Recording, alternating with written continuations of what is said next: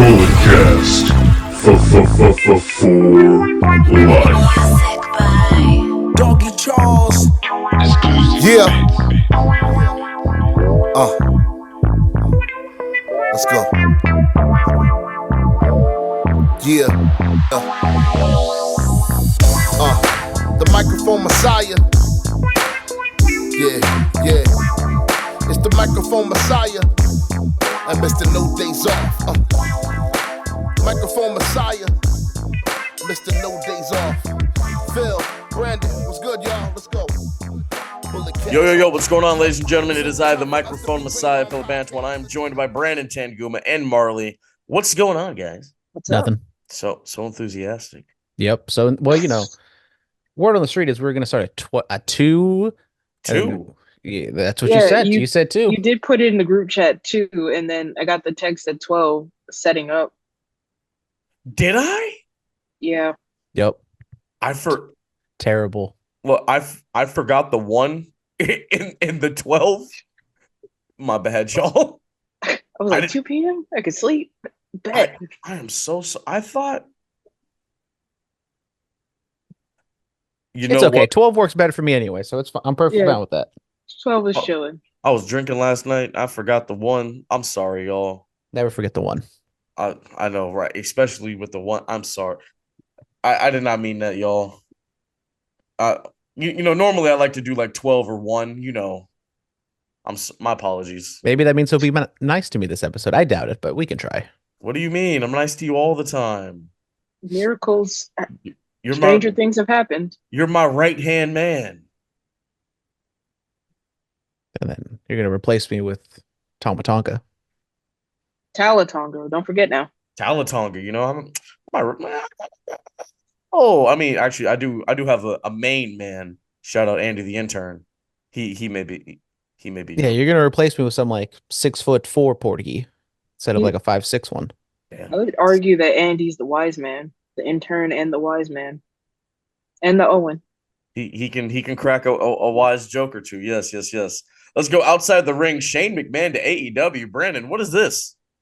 I have no idea. It like started on the JR podcast. Like someone brought it up and he was like, oh, you never know or something. And then reports came out either today or yesterday that there has been some sort of contact between Shane McMahon and AEW. Now, nothing's official. Nothing has, Tony Khan or Shane McMahon haven't come out and said anything like Phillip likes to say, but it's just, honestly, it is a little bit of a slow news week. And I was like, you know what? Shane McMahon to AEW is probably the least of the McMahons that would probably make an impact in terms of like, oh my God, I can't believe they're actually there. Like, I think Linda would be a bigger shocker being on AEW than Shane McMahon, but we might see a McMahon on an AEW product in 2024. They still have that wild card slot for the Owen Hart tournament, so he did win the Best in the World tournament. So this wouldn't be too far fetched. Kevin Kelly plans to sue AEW. Oh wow. Yeah, the departure of Kevin Kelly was not very pretty. He said some things about some like QAnon documentary thing. Ian Riccaboni said some things about him. He gets fired. He gets let go. Kevin Kelly's not that happy about it, and he was talking with Eric Bischoff. And wait, I guess he's going to be. He's looking into suing AEW for probably wrongful termination. So this might get ugly. Ian Riccaboni got fired? No, Ian Riccaboni was talking crap about Kevin Kelly. Okay. Wow, this is news to me. Yeah. And I used to be the biggest Kevin Kelly mark. Back in his New Japan days, I would always pipe up and say he should be announcer of the year when we did the casties. How you feel about that now? Never got the love he deserved, and then ever since he went into AEW, I don't know if it was him not being motivated, not being familiar with the product, but just something about it. Kevin Kelly did not fit in AEW. Well, so I feel like, because like how AEW expects us to just know all this knowledge of people outside AEW, just expect us to know, like, oh, someone's from New Japan. I feel like if you were to bring him in for those segments, because he was there for a lot of that, then he can add to those stories. Other than that, but I wouldn't say Kevin Kelly's best assets in New Japan were like filling in. He was just calling the high level matches in English for New Japan because they had whatever her name is, Chris Charlton or something, being like the nerd guy, and you had Don Callis being the heel, and Kevin Kelly was just a straight up sports like play by play guy, and Well, he that's wasn't really like that in AEW. that's fine, but he could have been the guy to fill in those gaps. You know what I'm saying? Like okay, this is their history is this, blah blah blah blah blah. You know, like Yeah. that's something he could have done. But here we are. That's interesting. WWE is looking for partners in Mexico and Puerto Rico. I did hear about this. That was last week. I forgot to mention it last week. So here we are this week. Yes. WWE in Mexico City Backlash. I'm down. Oh, that'd be sick.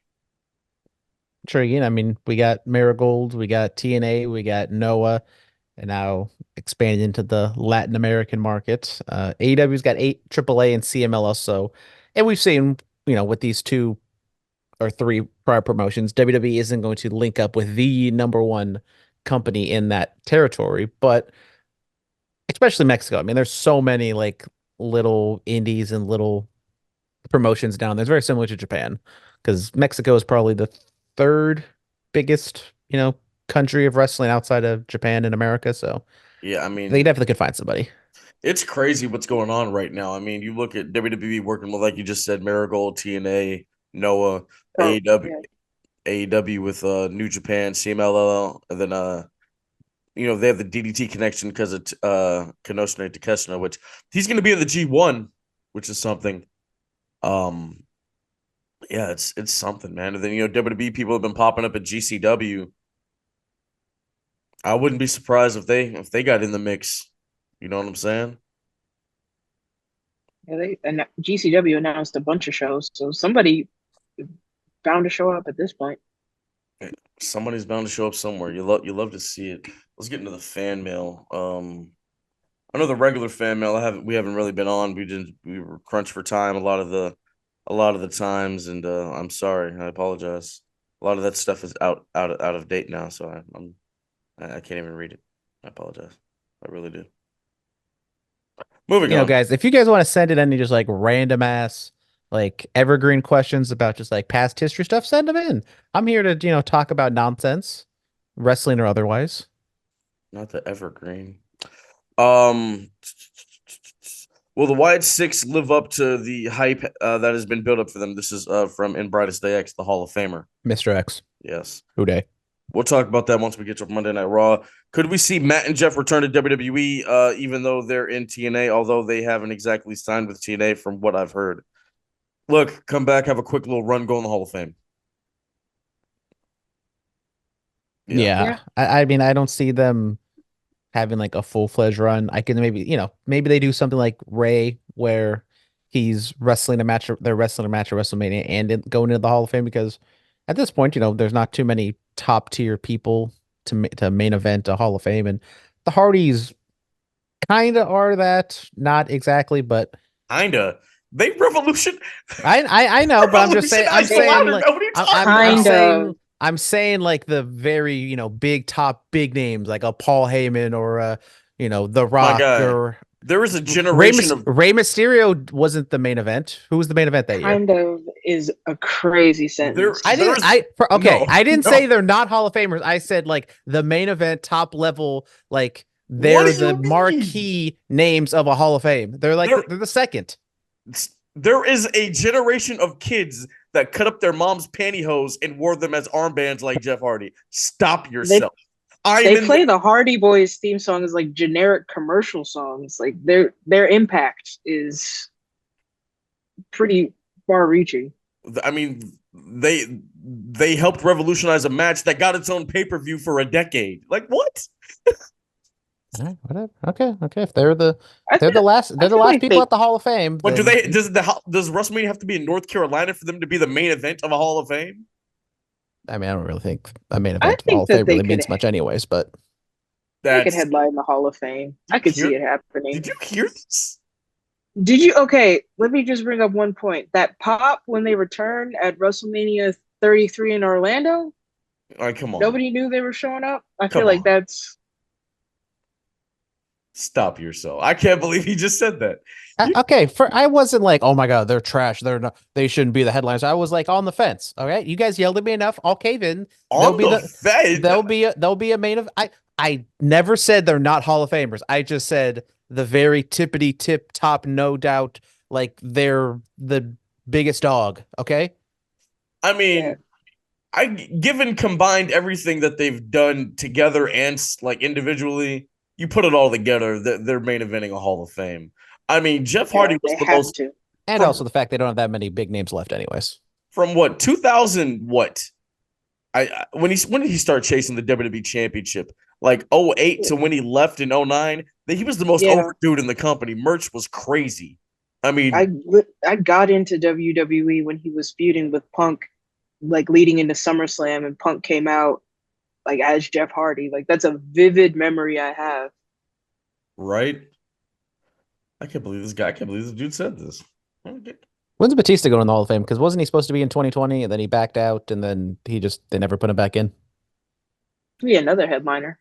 There's like a tag team headliner, and then they did the combined headliner. No, combined 2020. Batista can have his own. The Hardys will have their own main event of a Hall of Fame. I can't believe you just said that. Anyway, you mentioned CM Punk, Marlee. And Bright asked, could Drew show up in Chicago to beat down Punk the way he came into Drew's neck of the woods? So I have a theory about Drew McIntyre and all that. We'll talk about that when we get to Monday Night Raw. We do have a regular email that came through. Shout out the Nigerian Prince. He said, what are y'all's thoughts on the Kendrick Lamar concert last night? Listen, to hold a concert like that on Juneteenth, it's great. Brilliant. It's brilliant. Playing out like us 5 times in a row.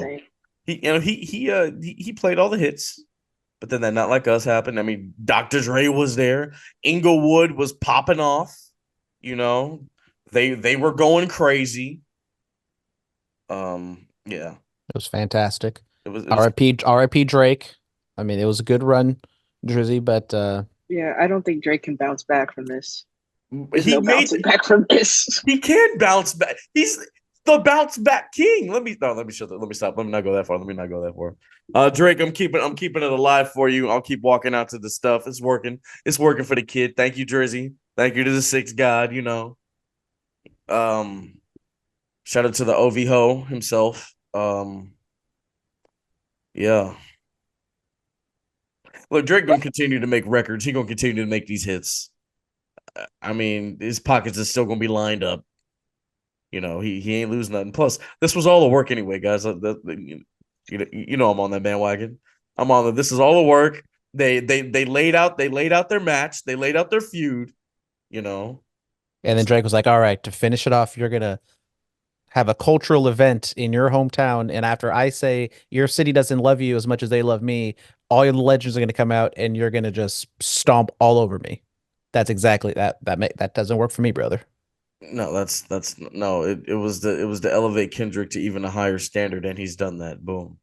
He did it. I don't really think Kendrick needed to be elevated. I think he just leapfrogged Drake. That's the only thing he elevated. Were we really talking about Kendrick this way? Like before this whole thing started? Let's be real. Absolutely. No. I've loved Kendrick for a long time. Okay, you can love Kendrick for a long time, but were people really having these conversations about Kendrick? It was the big three, and I would always say Kendrick was the best lyrical rapper of the past 15, 20 years of this generation.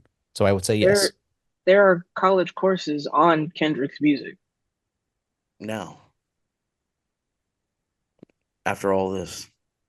I think Phillip just heard about Kendrick Lamar in the past 6 months. What do you mean? Bruh, I literally named a move after one of his songs. Don't do that to me. Don't ever. I've been with Kendrick, you know? You know, the humble, the damn, all that, you know? Money trees. Stop playing with the kid. I went to the damn concert. Mad City. Travis Scott was an opener, so you know I've been around. Good kid. Mad City, been there. But now motherfuckers is like Kendrick is top 10 all time and stuff. They weren't having these conversations before all this started. They were not. That's what I'm getting at. They were not having these type of conversations. Here we are. I mean, Kendrick is great. But is he a top tier, no doubt, Hall of Famer of WrestleMania Hall of Fame? That's what we need to talk about. No, we're talking about the concert. Okay. Your Hall of Fame takes are whack. I never. Who cares about the WWE Hall of Fame? I said it. Okay, No one cares. Don't do that. But yeah, as soon as they build a physical one, I'll be there first in line. Don't do that. How dare you say that? After all the Hall of Famers that have been on this show, you're gonna say, "Wow." Any Hall of Famer that has been on this show, I do not condone what this man is saying.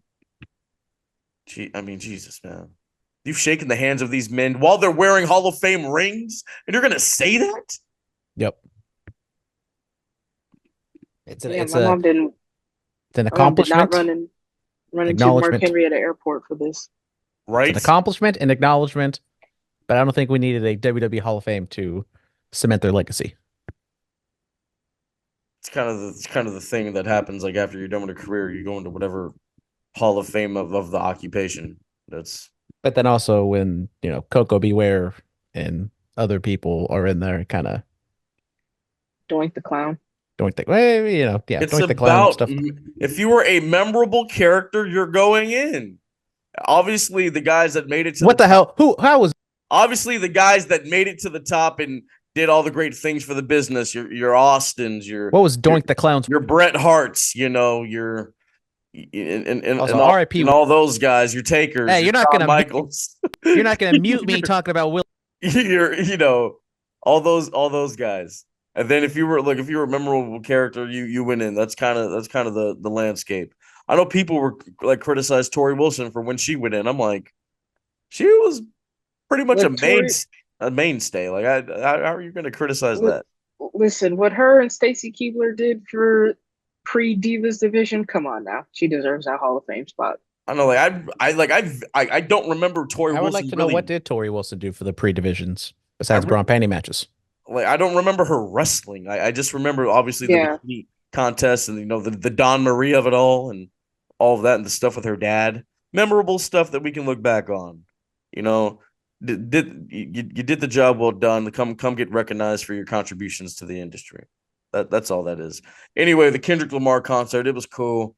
Like I said, Kendrick is bigger now because of it. Drake gonna come out here and still make records and all this. Apparently, he was somebody posted him wearing a Revenge hoodie. So is he about to be on a Revenge tour too? Is everybody getting a Revenge tour? I mean, all I'm gonna say is Drake's DJ was playing Not Like Us at his concert. So facts. All this happened. All this did happen. Inside the ring, AJ Styles is going to go to Pro Wrestling Noah on July 13th. Yeah, this is going down. I think that's the best choice because of his. Well, it's not New Japan, but yeah, he's to have that experience. Oh my God, who's he wrestling again? Marufuji, right? Marufuji, yeah. Yes. So he just, he wrestled Titus out here recently. I can brag. I've had tacos with Marufuji. How was that? Was it great?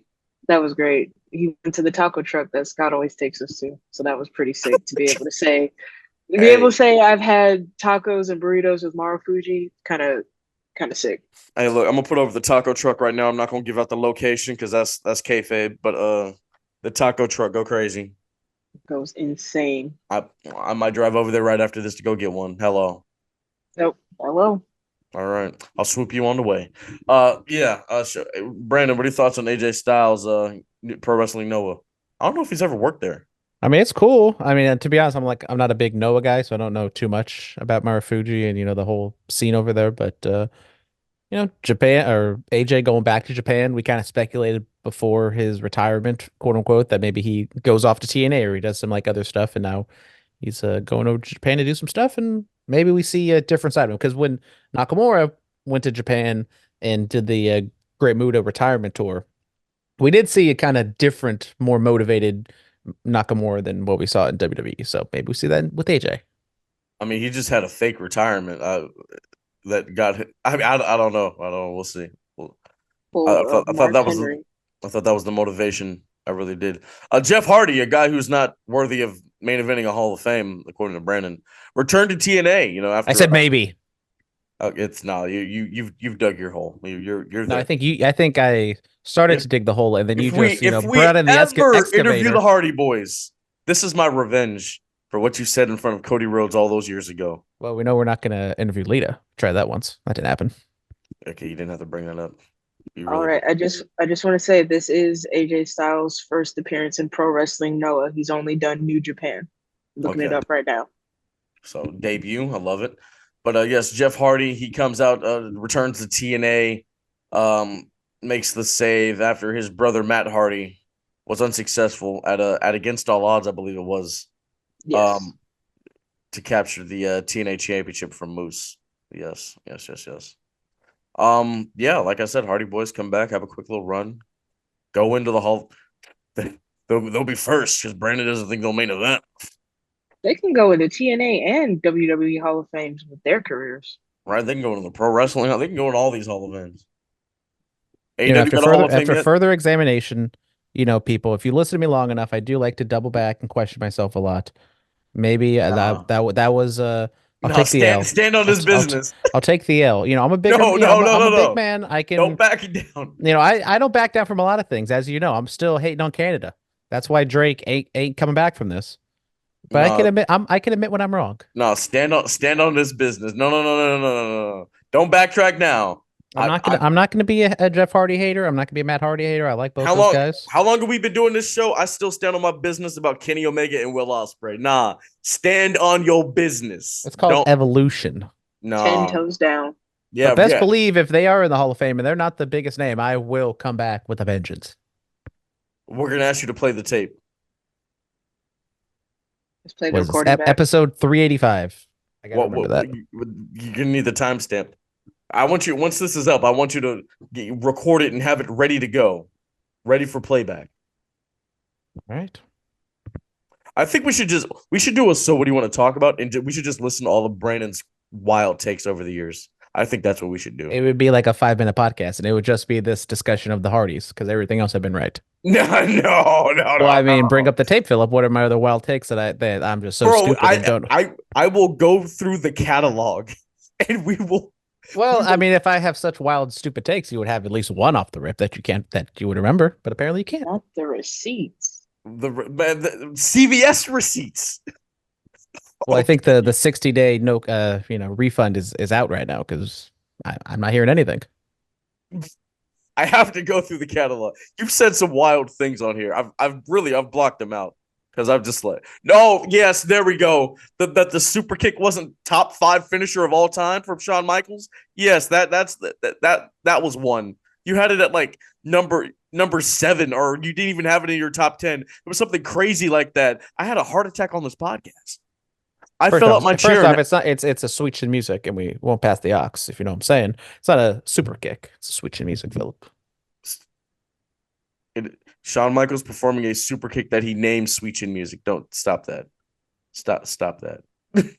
Yeah, that's one. I'm like, okay, this guy over here. Now that one I feel is more opinion based, not factual based, but that's okay. Nah, you stood on your facts. You're like, this is a fact. No, I don't want to hear that. I don't want to hear that.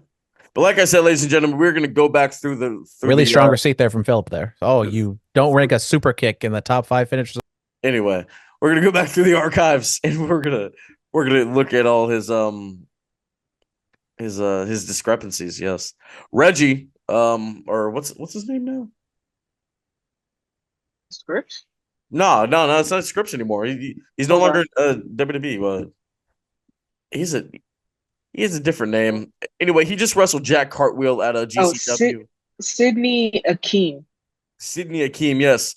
Double back handspring cutter. I was like, big pop out of me going up against my guy Jackson Cartwheel. Big win for Reggie. Congratulations. Kanye West and Ty Dolla $ign right at Joshi show in Japan. What? Yes. Wrestling is back. In the span of a month, we've had Sexy Red, Sweetie, Kanye West, and Ty Dolla $ign pop up on wrestling. I mean, I don't really know what the connection is, but I think West Side Gun had something to do with this. West Side Gun is at every It's like where's Waldo, but where's West Side Gun I'm trying to be at every event. the fourth quarter champion, baby. Fourth rope. Yes. Yeah. Is it fourth rope or fourth quarter? It's fourth rope. Where did I get the fourth quarter from? I don't know. 34's up. All right, anyway. NXT has been popping off. They said his name and he appeared. I was so happy. For like 2 seconds. But it happened. It happened. I was so could have been longer. I was driving. I was at a red light. The light turned green. I told people to drive around me because I was so excited. I had to stop and watch this. Oh my God. I believe in Joe Hendry. I love it. It warmed my heart to see him on NXT. I needed this in my life. God is good. Hopefully he makes another appearance because it doesn't seem like he's done in NXT. No. And then Frankie Kazarian in the Battle Royal too. That picture with Shawn Michaels. It's like, oh snap! Look at this. Then Javon Evans, the former Jay Malachi, got the win. He's going up against Trick Williams at NXT Heatwave, but then he lost to All Ego Ethan Page later on in the main event. So we'll see what happens with that. Maybe it'll be there were 4 of them in the ring. It was Trick, Javon Evans, Ethan Page, and who else at the end of the show? Is it Sean Spears? Yes, maybe it'd be a 4-way, and then Kalani Jordan, it's Kalani Jordan, right? Yeah, because there's a Kiana James. That's what they see. The K and the J's, you'll get tangled up. Yeah. Kiana James on main roster. Yes. Kalani Jordan still on NXT. Yes, Kalani Jordan. She retained her NXT Women's North American title against Michin. Little assist from Jada Parker. Miss Parker. Congrats to her. Yeah, they're really doing this. I love it. And Tatum Paxley's in TNA because TNA gets the she entered the open challenge. Gets a crap end of the stick on these promotion swaps. What do you mean? They had Christian at Slammiversary in 2012. Stop yourself. Hold on. Let me check my calendar real quick. Oh, it's 2024. Okay, but still, I mean, Christian was a former world champion at that point. He was a pretty big deal in 2012. So I don't know what you're talking about. Coming off that fantastic. I like to live in the present, Phillip. Oh! NXT gets their knockouts champion while TNA gets Tatum Paxley. Okay, then you be bringing up stuff from months. Wow. Well, at least I remember the things from months ago. I'm like, someone who can't bring up these receipts that are being called. I don't want to hear it. You see the switching that's been going on this show. First, he don't want to stand. They keep girl boss. First, he don't want to stand on his business. Then he go bring up stuff from a long time ago. You're the one that brought up 12 years ago. No. You like to live in the present. I can't believe this. Wow. All the audacity of some people. If anyone knows what's going on, please let me know because I'm very lost. You're just switching it up. You acting brand new. I mean, this isn't brand new. These are old tendencies, but they're brand new to Marlee. She hasn't seen the side of you. I'm just smelling my third day out here, as Lil Uzi says. Right. Let's get another Raw recap. We haven't got to the fantasy booking part of the show yet. Let's get to this. Let's get to Here we go. Jesus. Yeah, because Forbidden Door is like 2 days practically. Forbidden Doors this weekend? It's on the 30th, but it feels like it's in 2 days. It's like next week. Oh, okay. I was about to say, but it feels like it's in 2 days. So we were at the club last night. They had on AEW from last week. I was like, I was watching that Will Ospreay versus Ray Phoenix match. Ray Phoenix is so raw. It's not fair. Like he's just been hella raw, and then he was out there with Will Ospreay. I'm like, I feel like they did my guy a disservice, and he could have done better. You do so much better than Will Ospreay, but you didn't hear that from me. I mean, I'll say or you did, but I'll say because I stand on my business. Yeah, it's all this. You know what? I might have to lead a group called Unfinished Business. where we just come out here out the woodworks and stand on the business that is not finished. All business, Phil. I'm big business. Hello. Anyway, let's get into the Raw recap. Wyatt Sick6, they have appeared. Crazy last 10 minutes of Monday Night Raw.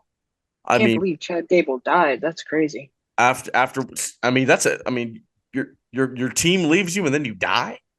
That's insane. Like that's a hell of a way to go. Gunther was a corpse. Apparently they got to Triple H. Oof. Yes, so they have appeared. Eric Rowan, Dexter Loomis, Joe Gacy, Nikki Cross, and Taylor Rotunda, Bo Dallas of the Wyatt Sick6, Uncle Howdy. This I was realized they're all like the Firefly Funhouse characters too. I was looking at it real hard. yes. And can we give a shout out to Nikki Cross? The range that this girl has to go from Sanity to being on the main roster to teaming with Alexa Bliss, kind of becoming a normal person, becoming Nikki ASH, almost a superhero, and then to go back to this. I mean, come on, the range. This is why she was a former women's world champion. This is why. Modern day Meryl Streep, if you will. Not the Meryl Streep. She to talk about somebody with range. This was something. I think that needs to be a conversation. I know we were talking online about, like a wrestler with no aura. That we had that talk previously before we hit record. But I think we're gonna have to talk about like people who have range. I think that'll be a next somebody you want to talk about. Absolutely. Okay. That's pretty sick. Brandon, what are your thoughts on the Wyatt Sick6 with this? So it's pretty much was guaranteed they're going to show up on Raw. And from a straight production value and like presentation, I thought it was fantastic. Nikki Cross, with the zombie girl, Sister Abigail look. It's interesting. I think she's the only one that doesn't have a mask, so I wonder how they're going to play that off, but it was a lot. And the thing is like it's so much that this has to be like the A topic of SmackDown, and you like can't ignore this. And as you guys remember, I've never been the biggest Bray Wyatt person. Like I appreciate his creativity and stuff, but it just never transferred into the ring. And Triple H has come out, and even in that Bray Wyatt documentary, he even said like that was an issue. He's so creative, but he was almost too creative at times. And maybe with this whole Bray Wyatt stuff, it's always been Bray and Vince, and now they're gone, and now it's Bo Dallas and Triple H. And how does that correlate to the in-ring? I don't know. I don't think this act is going to touch the main event. It's probably going to stay somewhere in the mid card, which is probably for the best. I'm going to keep low expectations, but I'm cautiously optimistic to see what they do. Yeah, I mean, you said how that it needs to be or you said something about SmackDown. I don't think the brand rules need to apply to them. Just let them go wherever they want. And that's the thing is like they like literally murdered Chad Gable. They murdered the other dude who had like blood painted the back of the wall. Like it went so over the top that it's almost outside the realms of wrestling, which kind of scares me a little bit just because like you're going so out of this world that how do you rein it back in? So this has always been my central issue with the Fiend Bray Wyatt stuff. I need Chad Gable to show up with a Band-Aid on the side of his head next week. Yeah, it's all about how you present yourself because, again, Bray Wyatt was presented really well with his character and his creativity, but in ring, it didn't always translate well. So, I mean, I have high hopes for the presentation because the way they were introduced, very reminiscent of Bray's return at SummerSlam, but it's just a matter of how they're going to translate that into the ring. Yes, I mean, it was like watching a horror film just on wrestling. I mean, they took the cinematic aspect of wrestling where it was in the pandemic and they brought it to a live crowd, I mean, I don't think anybody's really done that yet since, we've been back out of the pandemic era and people have just kind of go back to the way wrestling always has been, just in front of the fans. But to take those cinematic aspects and to do this, I thought it was greatly done. That was a job well done. They did do something at the very end of the Pat McAfee show today where it got just cut off straight to black, and it had like the Uncle Howdy Bray Wyatt sound effect. So I don't know What what that's the supposed to mean. If you look at it on Twitter, they like were doing some sort of interview and they were like kind of awkward, like, oh, what's going on over there? And then just it hits to black, it hits like that kind of electricity sound effect. And wait? so it's yeah, I don't know what they're doing here, but Did it do the? It did that. I watched it basically. without sound. It kind of just faded to black, given Sopranos final episode. The Sopranos. Wow. Okay. Okay. Yeah. I can't wait to see how this unfolds. I mean, it's just I'd love to be there. I mean, what Smackdowns and Sack? I'm in Oh yeah, in September. September. Yeah, I'm gonna have to pull up and hopefully they're there. I'd love to see this in person because I remember being like at a Raw when they were doing the White Rabbit stuff, and that was that was cool. And it kind of had an eerie aura. When we talked about aura, kind of had an eerie aura about it. So to see this live and like if they, I remember like when Bray came back at Extreme Rules, like the characters were popping up through the crowd. Maybe they had that aspect. Like you never like because Dexter Loomis, that was kind of his thing. Maybe his character. That which one is he portraying? The Buzzard? Is he the Buzzard? I Yeah, think he's the he's the buzzer. one with like the dreads. Yeah, He's the one sitting in the gorilla. yeah. Maybe that character emerges out of the crowd and attacks somebody or something. Like it's I just was like, we're talking about in ring, but they are all wearing masks, as I said, except for Nikki Cross. Are they all going to wear those masks? Because I feel like, especially the Eric Rowan bunny mask, that one doesn't seem like that can translate to the ring. I'm sure they'll have like masks for like just like segments to where they'll be easier to take off, and then something more constructive to where they can wear when they're performing in the ring. I mean, And well, we don't know. Maybe Uncle Howdy might be the only one wrestling. Like we don't know. and the mood lighting. The mood lighting was a thing with Bray, which like even when I was at Hell in a Cell and I was like literally like front row, I could barely see what was going on in the ring. And I Yeah, I don't. just I don't think they're gonna do the red light thing again. I don't think that's they gonna. I mean they I shouldn't, but hope not. Yeah, I don't think that's gonna happen again. That was really bad when I was at Hell in a Cell. That was terrible. You were there. Yeah, I was at Hell in a Cell 2019 with the red light. It was. I was waiting for them to turn it off, and at a certain point, I realized they were not going to turn off that red light. Mm, mm, interesting. But yeah, I'm excited. I'm excited to see where this goes. Job well done. how high do you think you guys does this get on the card? Because I think this should not touch the main event, like the Fiend. You No, Not keep it in the mid card and have them wrestle whoever. just have it. Yeah, just have it exist. You know what I'm saying? Like it Like doesn't. It doesn't. No Cody, no Roman, no Seth, no CM Punk, no yeah, Drew, like have none of it. those people. If it. Yeah, If have it. it be its own entity. I mean, so here's the thing. Will it? You know how like the Fiend changed people? Like it changed Seth. That's how we got the Monday Night Messiah. Then we get to this current incarnation of him. Will will it will it change people? I I mean, heard the theory of maybe it switches the other way because everyone who faced the Fiend was turning heel. Maybe now whoever faces the Fiend turns babyface.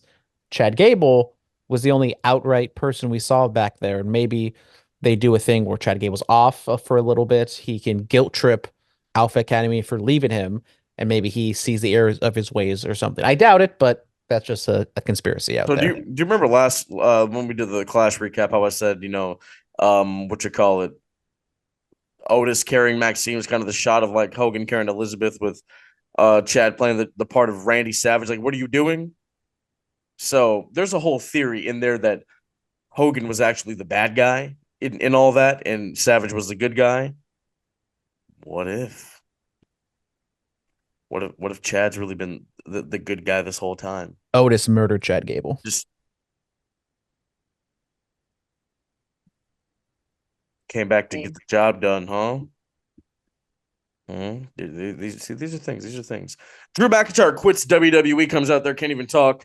Triple H says, "What are you doing?" Adam Pearce goes after him. So here's the thing: they have all these partnerships. I do execute it. Have him actually go somewhere else.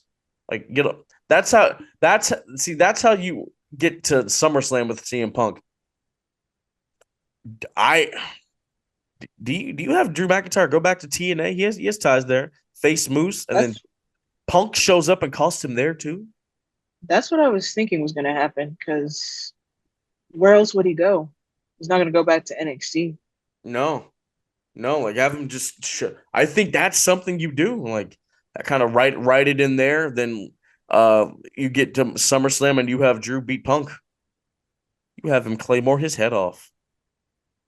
Yeah, I mean, this is a good way to skip Money in the Bank because at this point you have to do Punk and Drew, and I don't think they're going to do that Money in the Bank. They're going to save that for SummerSlam. But I forgot to talk about this on the pay-per-view cap, but like I think the psychology of this whole Drew Punk thing is like all off because I think in they're trying to make Drew the heel and Punk is the babyface. But if you look at it, Drew has been in the right for a majority of this, outside of like the whole preying on your downfall thing. Like he's Punk has been an agitator this entire time, and he's been way over the top, and it's almost been flip flop of the summer Punk thing, where Punk is the part-time legacy interloper, while Drew is the mainstay guy who's trying to reach to that top level, but just keeps getting handicapped. Oh, But yeah. I don't think that's the story they're telling, which I don't know if that's on purpose or on accident. So what? I mean, all heels have to have truth to what they're doing. That's just a basis of psychology when it comes to wrestling. But what it is they're playing into the pettiness of CM Punk, which is it's public. It's always talked about. In the public, how he's hella petty, this and that, blah blah blah. For Drew, when Drew McIntyre said, "I prayed for this," and then like basically rubbed salt in the wound by stomping on his arm while he was injured. That's Punk. Being petty Phil. Like, okay, you prayed for this to happen. All right, now I'm gonna cost you everything. And I think the finish of Clash could have been a little different to where maybe CM Punk comes out and does commentary and he doesn't outright distract Drew, but Drew gets in his own head and he loses the match on his own. Because I think the whole point of Drew bitching is like he's complaining about something that's like his own fault.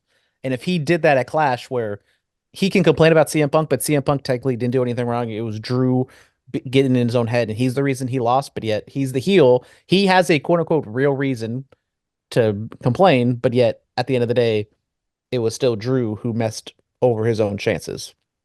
I mean, that CM Punk chant in Corpus Christi was not very loud. And I know he's going to be in Chicago on SmackDown, so it's going to be a pro Punk crowd. SummerSlam is going to be a hardcore audience, especially now in the United States where we're not getting a lot of pay-per-views. Like, I wouldn't be shocked if we get like a CM Punk, anti CM Punk sentiment and people are kind of behind Drew a little bit.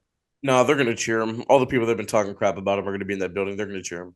That's just how this works. It's just like at New Japan. Everyone hates Punk and then he's in the building, let me get a picture. Yeah, man. Like Yeah. all like we've told the story. We were in the elevator with Punk when it was the night Mercedes won the New Japan Women's title, the IWGP one. And like he's sitting over in the media section, and you see this line of fans just crowd him and to get picture and autograph. And we're sitting there and we're like, or I'm thinking, yeah, these are most definitely the people that have been talking crap about him online, how he's like unprofessional and everything. But you're gonna run over there and get a photo with him, like, nah, stand on All, business. all I'm gonna say is the man couldn't even be retired without CM Punk chants happening. Right? Yes.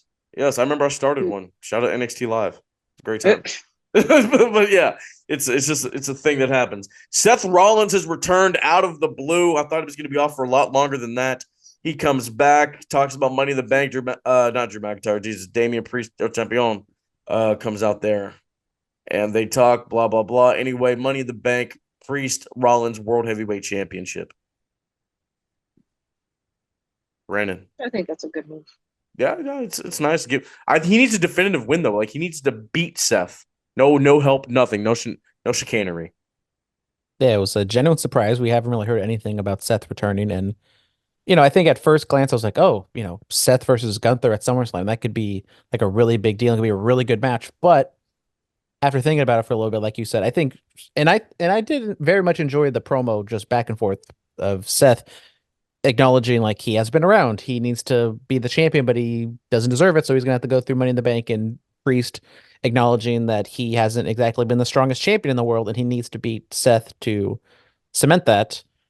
And the Seth Gunther match for a championship, it will always be there. It'll always be a big deal.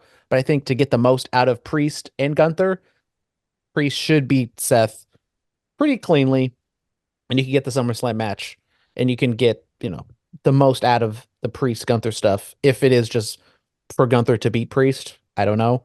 I feel like that's the direction they're going with, because I mean Gunther hasn't been on television like 2-3 weeks at this point, because I think he's just kind of laying in the background, nothing to do until SummerSlam.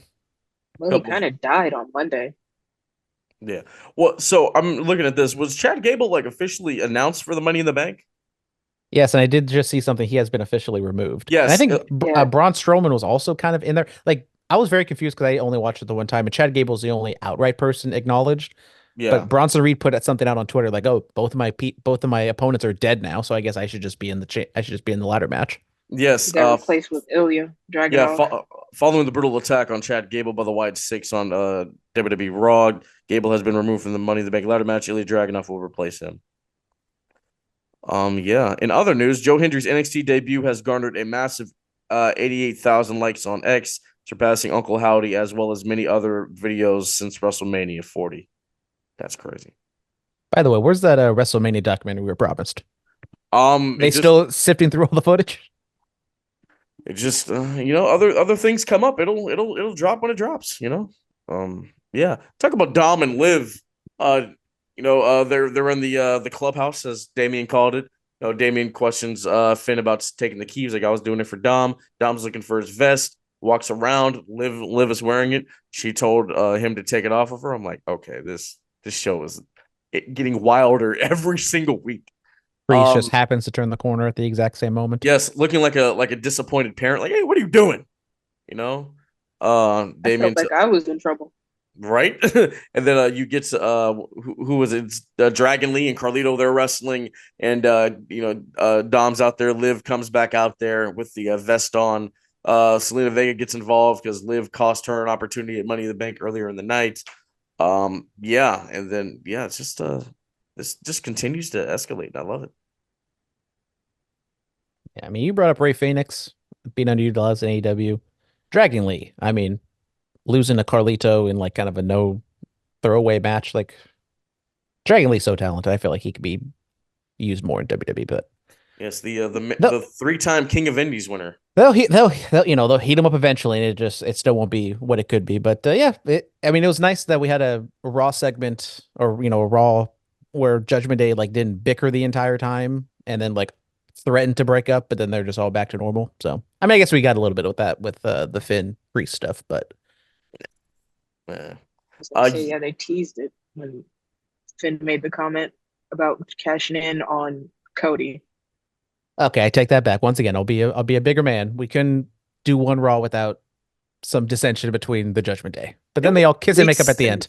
We really can. I'm actually gonna have to agree with Brandon, because I'm just like, you guys keep teasing that there's dissension, you guys are gonna break up, then you kiss and make up, and it's just, we need Rhea back to get some order.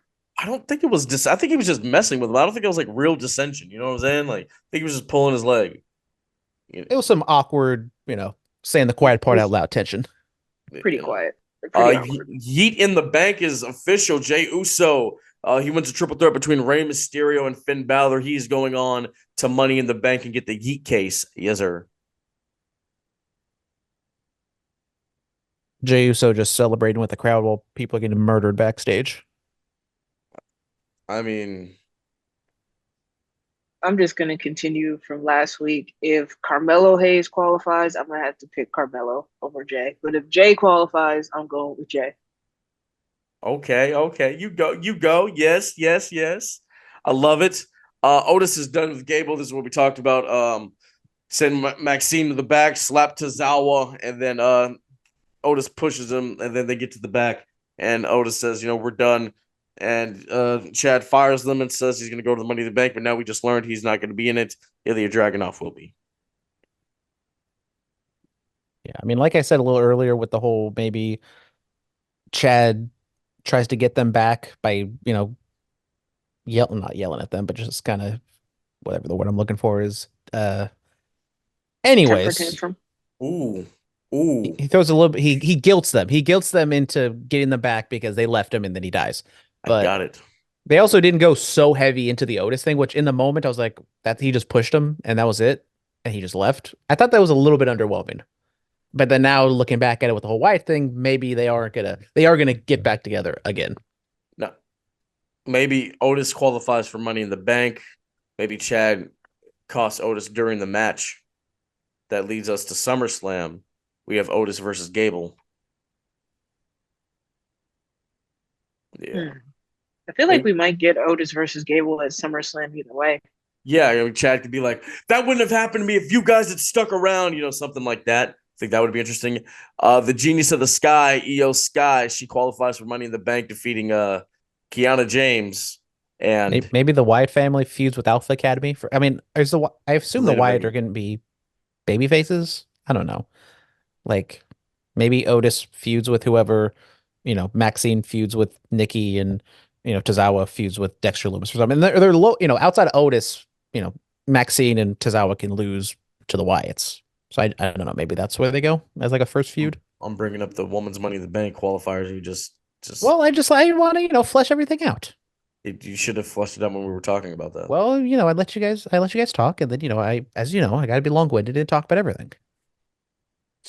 Io Sky qualifies for Money in the Bank. Congratulations. Maybe she can get back to heavyweight title status. Anyway, AEW MJF defeats Roosh. Woohoo! Commercial free. I made a big point about that. Okay, I found out why it was commercial free, because CMLL did not want Roosh on the Forbidden Door pay-per-view, so they gave us MJF Roosh commercial free in the first, was it hour of Dynamite, or first 30 minutes? It was the opening match. Yeah. I still don't understand these politics over here. I mean, CMLL and AAA have been going at it for years, but what's up with the Japan of it all? I mean, All Japan and New Japan had a little beef there for a little while, especially like in the 90s and early 2000s, but they've kind of smoothed things over a tad bit. But yeah, the match was fine. Roosh kind of doing some, stalling and stuff that he normally does. It was a decent match. MJF happened cemented as like a baby face, and he's getting a little more. I think in this incarnation of MJF, he should wrestle more. Like as a baby face, he should wrestle, on Dynamites, on pay-per-views and things like that, instead of being like, he wrestles 6 times a year. Yeah. I just literally have Dynamite on in the corner right here. I love it. I just saw Collision is about to be a year old. It is a year old, celebrated last week. Yeah, that Saturday's episode was the year anniversary. Oh, look how far we've come. That first episode of Collision, Punk was back, Stop Me When I'm Telling Lies, and look at where we are. CM Punk injured and costing young talent opportunities. We're back to where we were, even though Drew McIntyre is not exactly a youngling. Yeah, Drew McIntyre is almost 40. All right. Swerve and Ospreay face off. Whoop-de-doo. The Acclaim. Hey. This was fantastic. I thought it was great. Here you go. Oh my God. I did have it on mute because Will Ospreay was talking, but. All right. Shout out Swerve. Love Swerve. It was fantastic. Both guys talked about what praised the mediocre talent. Here we go. There was a lot of yelling from what I saw. They looked like they were going wild on the mic. Let me guess. Bruv. Am I right? No, he did not say. He may have said bruv like once or twice. He did not say it all the time. That's one too many. It's one too many. Swerve had the audacity to bring up Ospreay's kid and wife, and that kind of tilted him over the edge. I mean, me personally, I would not be married to my dead friend's widow, but I mean, Will Ospreay. Wait, what? Yeah. What? Will Ospreay's wife is his dead friend's widow. So me personally, that's crazy. Me personally, Brandon. I don't know the interpersonal dynamic between all those guys, all those people. He's just weird. That's a different. This is something you see in like a Lifetime movie. Yeah, no. And he's got a habit of blacklisting people who speak out about things that happen to them. Blacklist them from wrestling and make sure they don't wrestle ever again. So, bruv, this is your king. I never said he was my king. No, no, no, no, no, no, no. Bro. Come on, bro. I'm just acknowledging that this segment was very good, and I'm praising Swerve as much as I'm praising Osprey. Well, no, well, obviously we praise Swerve. Happy Juneteenth to my guy. Listen, what you call it? I like how Swerve should keep that kind of aspect, like targeting the family. Like I mean, not like what he did with Hangman, but just kind of keep that quality. I think that'd be good. Yeah, the Acclaim defeat the Young Bucks. So now they get a tag title shot, probably at Forbidden Door. Cool. There was a contract signing. There was Yeah, I Mariah May. literally just passed on that part on Dynamite. Mariah May stuck in the middle between Tony Storm and Mina Shirakawa. Mina basically brought up that you need to pick one, and we don't know what that entails. I would assume, she's probably going to go towards Mina, and we're going to get Tony Storm and Mariah May at Wembley since she's in the Owen. But whatchamacallit, Paige and her goons attack everyone. So Anna Jay now aligned with them. So now we got the new Outcast, if that's even a thing still. But yeah, here's your. And we also, well, I was gonna say this is your lone women's segment, but we did get an Owen match with Chris Statlander and Nyla Rose. Happening right now, as I Spoiler alert.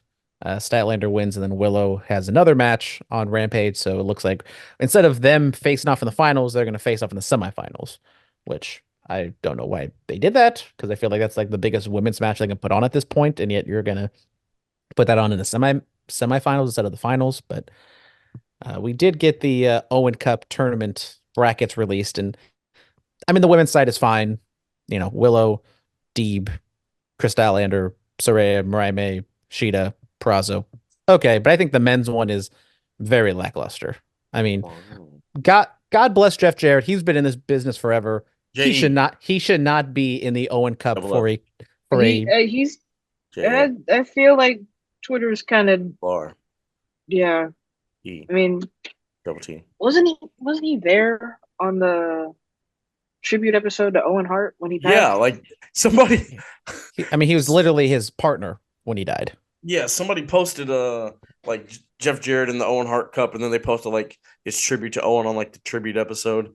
So we got Ray Phoenix, Jay White, Jeff Jarrett against a wild card, which maybe it'll be Will Ospreay or Swerve, whoever loses that, or Ricochet. I don't know. And we got Danielson and Shingo Takagi, Claudio and Pac. So for a title match at Wembley, we don't have Okada, Moxley, like I said, MJF. Like MJF's nowhere near here.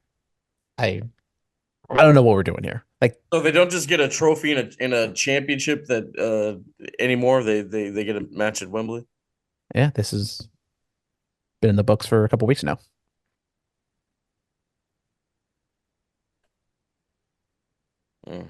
Interesting. All right, Ospreay saves Maxwell. Yeah, we had like a random Daniel Garcia squash.